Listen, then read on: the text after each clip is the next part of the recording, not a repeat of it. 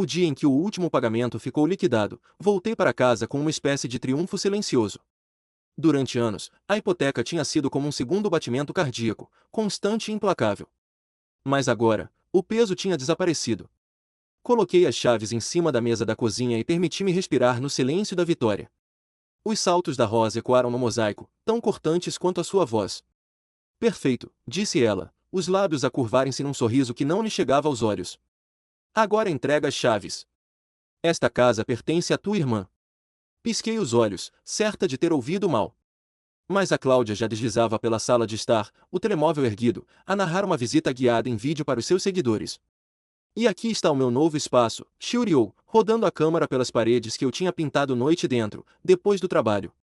A sala pareceu inclinar-se, a garganta apertou-se-me como se cada sacrifício, cada hora sem dormir tivesse sido apagada num único sopro. O peito encheu-se-me de palavras. Quis gritar que cada cêntimo tinha sido meu, que esta casa existia por causa de mim, mas nenhum som saiu.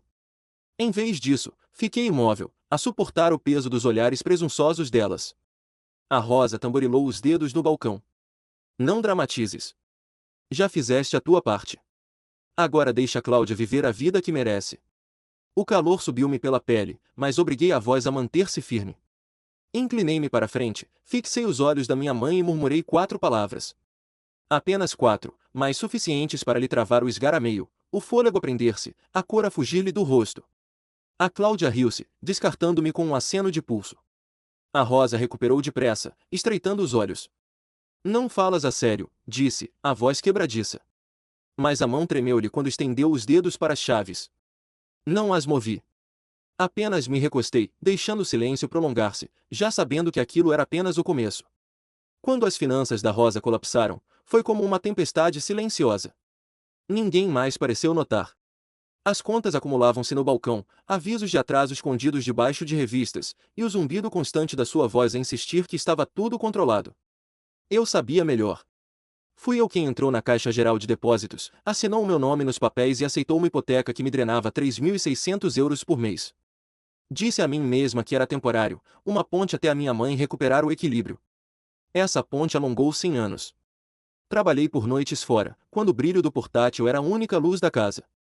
Aceitava projetos paralelos, respondia e-mails ao amanhecer, cancelava férias antes mesmo de as planear. O meu salário ia para as prestações, o rendimento extra para reparações e melhoramentos. Carreguei tudo em silêncio, acreditando que o silêncio era uma forma de amor. A Rosa pegou nesse silêncio e distorceu-o, contava aos vizinhos e aos familiares que eu estava confortável, que na verdade não carregava grande peso. Os meus sacrifícios, invisíveis de propósito, tornaram-se combustível para sua narrativa de que eu contribuía menos do que realmente fazia. E a Cláudia, bem, ela foi sempre a escolhida. Quando éramos meninas, a Rosa vibrava com as vitórias mais pequenas dela, o solo da Cláudia na peça da escola, a nota positiva matemática. Para mim, a fasquia subia sempre mais alto. A tua hora há de chegar, dizia, batendo-me no ombro como se a paciência fosse um prêmio. Eu acreditei nela durante demasiado tempo. Até a nossa vizinha, a dona Margarida, um dia inclinou a cabeça ao ver o carro da Cláudia estacionado no meu lugar reservado. Por que é que elas ocupam sempre o teu espaço? Perguntou. Eu ri, como se não importasse. Mas, cá dentro, sabia que importava. Cada compromisso, cada rendição silenciosa, tinha-as treinado para acreditar que os meus sacrifícios eram ar. E agora, no dia em que finalmente liquidava a hipoteca, estavam na minha cozinha a agir como se a casa nunca tivesse sido minha. Olhando para trás, percebi que a exigência da minha mãe pelas chaves não tinha nascido naquele dia. Fora ensaiada durante anos, sussurrada como uma profecia sempre que a Cláudia tropeçava e a Rosa precisava de lhe aparar o orgulho ferido. Um dia, esta casa será o teu recomeço, repetia-lhe vezes sem conta, como se o meu trabalho e sacrifícios fossem apenas um degrau para o conforto da Cláudia. A Cláudia tentou de tudo, uma boutique online que fechou em poucos meses, uma banca de bijuteria que esgotou cartões de crédito, um blog de bem-estar que terminou quando ela não conseguiu manter publicações regulares. A cada fracasso, a Rosa corria a amparar-lhe a queda. Um empréstimo disfarçado de presente. A renda paga em silêncio. Desculpas repetidas nos encontros de família sobre como a Cláudia era simplesmente demasiado criativa para caber numa caixa. Esses resgates apenas reforçavam o seu sentido de direito. Por que lutar pela estabilidade, quando esta lhe era sempre entregue à porta de casa? Eu tornei-me o contraste, firme, sem glamour, fiável. Para Rosa, o meu trabalho em programação era um labor invisível, enquanto as tentativas falhadas da Cláudia eram celebradas como ambição. A Rosa chamava-lhe a filha que parecia um sucesso, polida e fotogênica o suficiente para carregar a imagem da família. Eu era a que pagava, mas ela era a que era exibida. Quanto mais pensava nisso, mais claro se tornava. O sorriso da minha mãe, quando pediu as chaves, não fora espontâneo. Era o acto final de um guião que ela vinha a dirigir há décadas. A Cláudia no papel de heroína, a Rosa a orquestrar os aplausos, e eu relegada ao papel de ajudante de bastidores, destinada a desaparecer quando a cortina caísse. Nessa noite, sentada sob o peso das expectativas delas, compreendi. Não era um mal-entendido nem um súbito acesso de ganância. Era a história que tinham escrito muito antes de eu assinar os papéis da hipoteca, e acreditavam realmente que eu seguiria o guião até ao fim. Vi a mão da Rosa pairar sobre as chaves, as unhas a cintilar sob a luz da cozinha. O quarto pareceu encolher. Cada fôlego ficou suspenso no ar entre nós. Inclinei-me para frente e repeti as 4 palavras, desta vez lentamente, deixando-as mergulhar no silêncio. Verifica o correio registrado. Por um momento, ninguém se mexeu. A Cláudia riu-se como se eu tivesse contado uma piada sem graça, a agitar o telemóvel para capturar o momento. Mas os olhos da Rosa estreitaram-se. Conhecia-me suficientemente bem para sentir o peso na minha voz. O que ela não sabia era quanto tempo eu me preparava para este dia. Meses antes, quando insinuou pela primeira vez que a casa deveria ser passada para o nome da Cláudia assim que eu acabasse de pagar, algo mudou dentro de mim. Nessa noite, depois de se deitarem, abri o portátil e enviei um e-mail ao Dr. Luiz Carvalho, advogado imobiliário que tinha conhecido através de um cliente. Disse-lhe que precisava de clareza, talvez até de proteção. O Dr. Luiz Carvalho foi calmo, metódico. Verificou o registro predial. Cada linha confirmava que a casa era só minha. Explicou-me opções que a maioria das pessoas nem imagina até ser demasiado tarde: notificações a revogar a ocupação informal, mudanças de fechaduras com apoio da PSP, ordens de proteção caso o assédio ultrapassasse limites. Parecia extremo no início, quase paranoico. Mas cada vez que a Rosa deixava escapar mais uma frase sobre o futuro da Cláudia ali, eu percebia que a cautela era o meu único escudo. Criamos um plano. O pagamento final da hipoteca desencadearia os passos seguintes. Os documentos foram redigidos, prontos a enviar. Um serralheiro foi agendado para a manhã seguinte ao último pagamento, com um agente da PSP notificado com antecedência. Cada salvaguarda foi discretamente colocada em movimento. Por isso, quando murmurei aquelas palavras à minha mãe, não estava a blefar. Estava a convocar meses de preparação cuidadosa. O mesmo silêncio que antes usará para manter a paz tornará-se agora o meu escudo. Uma página assinada de cada vez. O sorriso da Rosa vacilou, a mão a recuar das chaves. Tentou recompor-se, mas o tremor na voz traiu-a. A Cláudia revirou os olhos, convencida de que eu estava a fingir. Deixei-as acreditar no que quisessem. Na manhã seguinte, saberiam a verdade. 2 dias depois, a Rosa insistiu num jantar de família. Chamou-lhe uma celebração, embora eu soubesse que era outra coisa.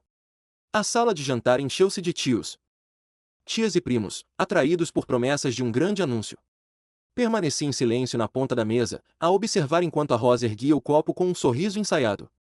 A Cláudia, declarou, a voz a ressoar de orgulho. Esta noite celebramos o seu novo começo nesta bela casa. Aplausos percorreram a mesa, cadeiras a arrastar-se enquanto os convidados se inclinavam para abraçar, as palavras a transbordar de felicitações. Senti o garfo escorregar-me da mão. Esta não é a casa da Cláudia, disse eu, a voz clara mais serena. Fui eu quem fez cada pagamento. A escritura está em meu nome. A sala caiu num breve silêncio, até a gargalhada da Rosa cortar o ar. Vês?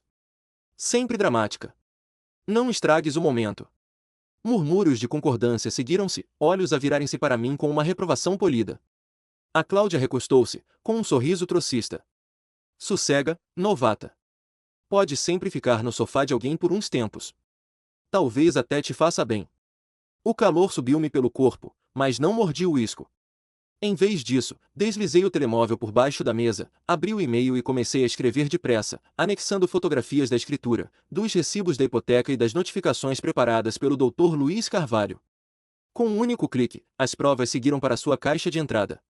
A voz da Rosa ergueu-se de novo, triunfante, enquanto me pintava como ingrata perante os familiares. Via deleitar-se na aprovação deles, sem se dar conta de que cada palavra era mais uma peça de prova. Não precisava de gritar para ser ouvida. O registro falava mais alto do que eu alguma vez poderia. Quando os pratos foram retirados e o riso se esbateu, soube que o palco que tinham construído para mim estava a desmoronar-se, e que eu já tinha transferido a peça para outro sítio. Depois do jantar, saí para o ar fresco da noite, ainda com o peso das vozes delas a pressionar-me o peito. Peguei no telemóvel, percorri mensagens por ler e toquei no único número que importava. O Dr. Luiz Carvalho atendeu ao segundo toque, o tom tão estável como sempre. Está na hora, disse eu. Ele não precisava de explicações. Tínhamos ensaiado este momento demasiadas vezes. Dentro de 1 hora, um estafeta da CTT Expresso estava agendado para entregar a notificação de revogação de licença de ocupação. Cada palavra desse documento tinha sido redigida semanas antes, assinada, autenticada em cartório e guardada à espera do dia em que o pagamento final fosse liquidado. A casa podia parecer um campo de batalha, mas em papel era só minha. O Dr. Luiz Carvalho confirmou o resto do plano, a marcação do serralheiro para a manhã seguinte, a presença da PSP previamente notificada, até uma ordem de proteção provisória preparada, caso a Rosa ou a Cláudia tentassem forçar o regresso. Nada daquilo era súbito. Era a arquitetura silenciosa da previsão, erguida enquanto todos os outros me ridicularizavam por ser demasiado cautelosa. Sentei-me no carro, estacionado em frente da casa, o brilho do painel a iluminar o silêncio à minha volta. Pela primeira vez em anos, os meus pulmões encheram-se por completo. Tinha passado demasiado tempo a vergar-me as expectativas delas, a encolher-me para preservar uma paz que nunca existiu. Agora o equilíbrio estava a mudar. Não com gritos nem punhos na mesa, mas com páginas assinadas e um único telefonema. Perto da meia-noite, o Dr. Luiz Carvalho enviou uma mensagem, estafeta confirmado. Os documentos estarão nas mãos delas de manhã. Li a mensagem 2 vezes, a respirar fundo. Eu não era a filha impotente que acreditavam. Eu era aquela que se tinha preparado, a que tinha visto o guião delas e escrito o meu próprio fim. Rodei a chave na ignição, conduzindo de volta para casa com uma calma nova no peito. Pela primeira vez em anos, senti o peso da escolha pressionar-me as palmas, e era meu para segurar. A madrugada nasceu sem som. Sem o tinir de pratos na cozinha, sem o zumbido da televisão na sala, sem vozes a percorrerem o corredor. Desloquei-me pela quietude da casa que tinha carregado as costas durante anos e senti, pela primeira vez, que ela me pertencia verdadeiramente. À porta da frente, o envelope do estafeta estava preso por uma tira de fita. As letras em negrito impossíveis de ignorar, notificação de revogação de licença de ocupação. As palavras que tinham vivido em rascunho durante meses estavam agora ali, em tinta, inegáveis. Já tinha sacado os pertences espalhados delas. Cada mala e cada caixa estavam devidamente rotuladas, roupas da Cláudia, bibelos da Rosa, sapatos suplentes, kits de casa de banho, nada rasgado, nada partido, sem desculpa para me acusarem de crueldade. A ordem era, em si mesma, uma declaração. Quando a carrinha do serralheiro entrou na entrada, um agente da PSP seguia logo atrás. Ambos cumprimentaram-me com calma, como se fosse rotina, e de facto era. Fechaduras mudam-se todos os dias, notificações entregam-se todos os dias. Hoje, calhou ser o meu dia. A Rosa arrastou-se pelo corredor, o roupão mal atado, o rosto vincado pelo sono. Estacou ao lado do agente da PSP, depois arrancou o envelope da porta. As mãos tremiam-lhe ao desdobrar as páginas, os olhos a correrem pelas linhas.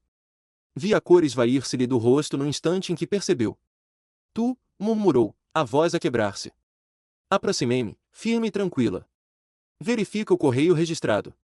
As 4 palavras que já lhe tinha dado regressavam agora. Não mais um aviso, mas um facto. Ela apertou o papel contra o peito, os lábios a moverem-se como se procurassem formar uma objeção, mas nada saiu.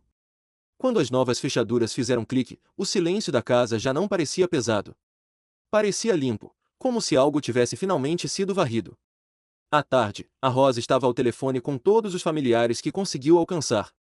A sua voz atravessava as paredes, a tremer de indignação, enquanto me pintava como ingrata e fria. Repetia a mesma frase a quem quisesse ouvir, que eu tinha roubado a casa à minha irmã. Mas as palavras viajam mais depressa do que ela esperava.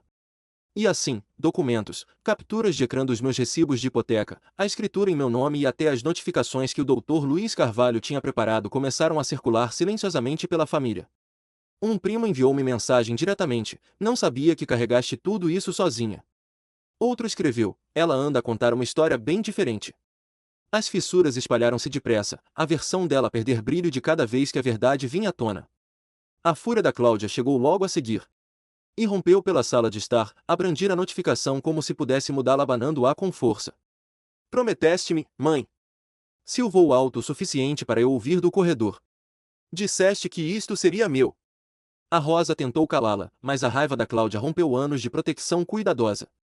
A aliança entre elas dobrou-se, e depois partiu-se.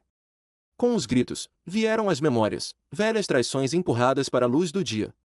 A vez em que a Rosa usou a minha conta poupança para cobrir uma das falências da Cláudia sem me pedir. A noite em que a Cláudia pôs a casa online como espaço de eventos para os amigos, deixando-me lidar com estranhos a baterem minha porta. Cada compromisso que eu tinha engolido regressava agora, inegável, enquanto as paredes ecoavam com as discussões delas. Nessa noite, a dona Margarida parou-me junto à caixa do correio. Os olhos dela eram gentis. As palavras, simples. Não é crueldade, disse suavemente, fechar a porta que te rouba o sono. Assenti, a verdade a sentar-me fundo no peito. A casa estava mais silenciosa do que alguma vez estivera. Mas nesse silêncio, algo novo começava a tomar forma. Com os gritos desaparecidos, a casa parecia madeira nua, à espera de nova tinta. Comecei devagar, a passar uma camada fresca de cor sobre as paredes que tinham suportado o papel de flores da Rosa. O cheiro da tinta substituiu o perfume pesado que antes pairava nos corredores. Cada pincelada era como recuperar espaço que há muito tinha cedido. Esvaziei o quarto de hóspedes e montei um estúdio para o meu trabalho. A secretária passou a estar voltada para a janela. O sol entrava a derramar-se sobre superfícies limpas, em vez de se perder em cantos sombrios. O espaço já não parecia um esconderijo. Era meu, aberto e firme. Pela primeira vez em anos, abri as portas a pessoas. Amigos do trabalho vieram para chá, as vozes a erguerem-se em gargalhadas fáceis que enchiam as divisões. A dona Margarida juntou-se também, trazendo bolinhos de limão numa bandeja, a sorrir como se tivesse esperado este momento mais do que eu. As mesmas divisões que antes ecoavam com hostilidade agora vibravam com calor. Defini novas regras e mantive-as simples, sem convidados, sem consentimento. Sem filmagens nem publicações online da casa. As regras não eram para os outros. Eram para mim. Prova de que nunca mais deixaria o meu silêncio ser confundido com permissão. Quando o Dr. Luiz Carvalho passou para ver como eu estava, lançou um olhar às mudanças e acenou com a cabeça. Um limite é um contrato que mantens contigo mesma, disse. Soube então que aquelas paredes, recém-pintadas e a respirar luz, já não eram apenas abrigo. Eram o contorno de uma nova vida, uma que eu tinha construído nos meus próprios termos. E, à medida que a casa encontrava o seu novo ritmo, sentia que ainda havia uma última prova à espera no horizonte. Não demorou muito para Rosa e a Cláudia voltarem a aparecer. Surgiram juntas numa tarde, os sorrisos tensos, as palavras bem ensaiadas. A Rosa falou primeiro, a embrulhar tudo na linguagem da imagem familiar. Insistiu que precisávamos de parecer unidas, que vizinhos e parentes estavam a interpretar mal a situação. A Cláudia sentiu, embora os olhos lhe corressem pela casa como se ainda procurassem um canto que pudesse reclamar. Ouvi sem interromper. Depois coloquei os meus termos sobre a mesa, calma mas inabalável, terapia, juntas e separadas, um pedido de desculpa que nomeasse os anos de dano em vez de os varrer com generalidades, e, acima de tudo, nenhuma menção ao título de propriedade. Nunca. Nenhuma vez. Os rostos delas vacilaram, a encenação a rachar. Tinham esperado um perdão oferecido como mais um cheque em dinheiro. O que receberam em vez disso foi um espelho. Quando se foram embora, o silêncio voltou a assentar nas paredes. Recolhi os meus papéis e fui ao cartório notarial, onde depositei um plano sucessório que brindava o futuro da casa. Se alguma vez pensassem em voltar a agarrar-se a ela, encontrariam ferro em vez de carne. Ao conduzir de regresso, senti-me mais leve. Uma casa, percebi, não é mais do que madeira e paredes. Pode ser construída, vendida ou perdida. Mas um lar é diferente. É o espaço onde recusas trocar a tua dignidade. Foi isso que construí ali, não apenas com dinheiro, mas com a escolha de deixar de me encolher. Nessa noite, fechei a porta-chave, reguei a samambaia da varanda e peguei na minha mala de trabalho.